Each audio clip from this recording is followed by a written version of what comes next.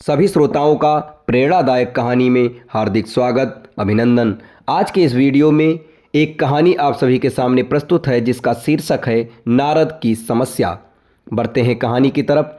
एक बार देवर्षि नारद अपने पिता ब्रह्मा जी के सामने नारायण नारायण का जप करते हुए उपस्थित हुए और पूज्य पिताजी को दंडवत प्रणाम किया। नारद जी को सामने देख ब्रह्मा जी ने पूछा, नारद आज कैसे आना हुआ? तुम्हारे मुख के भाव कुछ कह रहे हैं। कोई विशेष प्रयोजन है अथवा कोई नई समस्या? नारद जी ने उत्तर देते हुए कहा, पिताश्री ऐसा कोई विशेष प्रयोजन तो नहीं है। कई दिनों से एक प्रश्न मन में खटक रहा है। आज आपसे इसका उत्तर जानने के लिए उपस्थित हुआ हूँ। तो फिर विलंब कैसा? मन की शंकाओं का समाधान शीघ्रता से कर लेना ही ठीक रहता है, इसलिए निसंकोच अपना प्रश्न पूछो। ब्रह्मा जी ने कहा, पिताजी आप सारे सृष्टि के परम पिता हैं। देवता और दानव आपकी ही संतान हैं। भक्ति और ज्ञान में देवता श्रेष्ठ हैं तो शक्ति तथा तपाचरण में दानव श्रेष्ठ हैं। परंतु मैं इसी प्रश्न में उलझा हुआ हूँ कि इन दोनों में कौन अधिक श्रेष्ठ है, और आपने देवों को स्वर्ग और दानवों को पाताल लोक में जगह दी, ऐसा क्यों? इन्हीं प्रश्नों का उत्तर जानने के लिए मैं आपकी शरण में आया हूँ। नारद ने ब्रह्मा जी से अपना प्रश्न बताते हुए कहा। नारद का प्रश्न सुन ब्रह्मदेव बोले, नारद इस प्रश्न का उत्तर देना तो कठिन है और इसका उत्तर मैं नहीं दे पाऊंगा, क्योंकि देव और दानव दोनों ही मेरे पुत्र हैं एवं अपने ही दो पुत्रों की तुलना अपने ही मुख से करना उचित नहीं होगा। लेकिन फिर भी तुम्हारे प्रश्न का उत्तर ढूंढने में मैं तुम्हारी सहायता कर सकता हूँ।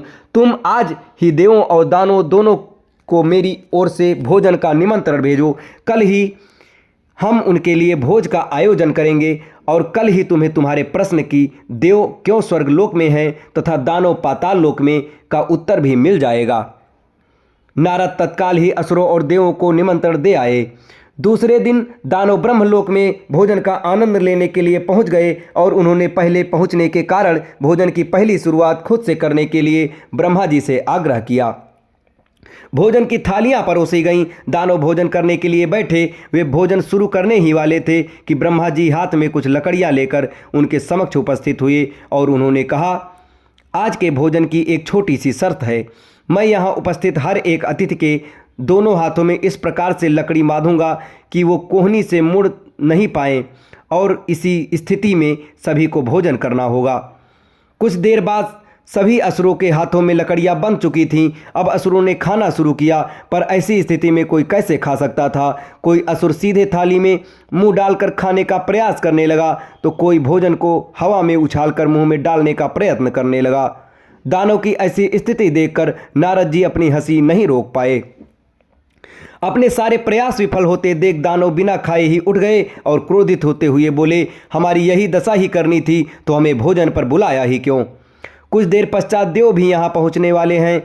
ऐसी लकड़ियाँ आप उनके हाथों में भी बांधिएगा ताकि हम भी उनकी दुर्दशा का आनंद ले सकें।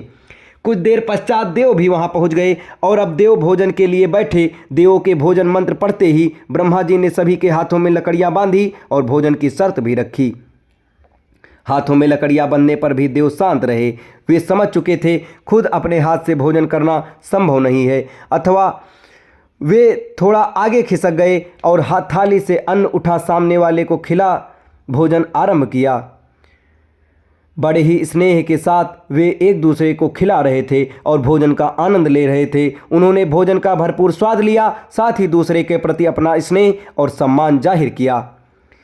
ये कल्पना हमें क्यों नहीं सूझी? इसी विचार के साथ दानव बहुत दुखी होने लगे। नारद जी ये देखकर मुस्कुरा रहे थे। नारद जी ने ब्रह्म जी से कहा, पिताश्री आपकी लीला अगाध है। युक्ति, शक्ति और सामर्थ्य का उपयोग स्वार्थ हेतु करने की अपेक्षा परमार्थ के लिए करने वाले का जीवन ही श्रेष्ठ होता है। दूसरों की भलाई में ही अपनी भलाई है, ये आपने सप्रमाण दिखा दिया और मुझे अपने प्रश्नों का उत्तर मिल गया। ब्रह्मा जी को सबने प्रणाम किया और वहाँ से विदा ली।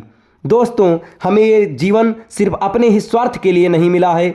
यदि हम इसका उपयोग परोपकार के कार्यों के लिए करते हैं तो निश्चित रूप से हमें इसी जीवन में स्वर्ग की प्राप्ति होगी।